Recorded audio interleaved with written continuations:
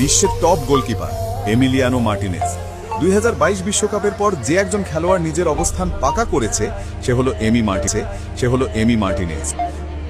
আর্জেন্টিনার ডিফেন্স এখন বিশ্বের সেরা দেয়াল।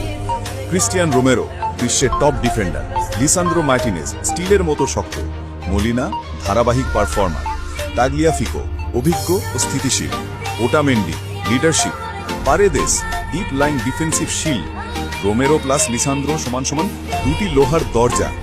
মিডফিল্ড আর্জেন্টিনার হার্ট, আগুনে ভরা শক্তি।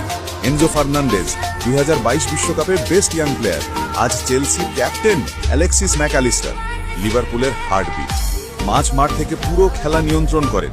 রদ্রিগো দেপল মানেই যুদ্ধ। তার লং পাস, তার ফাইট, তার বল কন্ট্রোল সবই প্রতিপক্ষকে হতাশ করে। জোভানি লো সেলসো 2021 কোপা আমেরিকা ফাইনালে ব্রাজিলকে হারানোর নায়ক। ফরওয়ার্ড লাইন গোল মেশিনদের জমজমাট সংগ্রহ। লাউতারো মার্টিনেজ বল পেলেই গোল করতে পারে, সিরি এতে গোল মেশিন হিসেবে পরিচিত। জুলিয়ান আলভারেজ মেসি পরবর্তী যুগের সবচেয়ে ভয়ঙ্কর ফিনিশারদের মধ্যে একজন।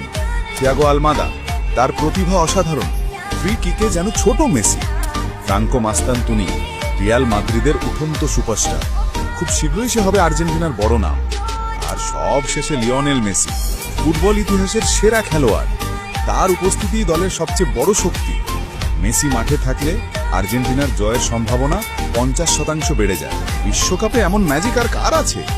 বিশ্বের সেরা কোচ লিওনেল স্কালোনি, 35 বছরের কোচ স্কালোনি, তার হাত ধরে আর্জেন্টিনা পেয়েছে কোপা আমেরিকা।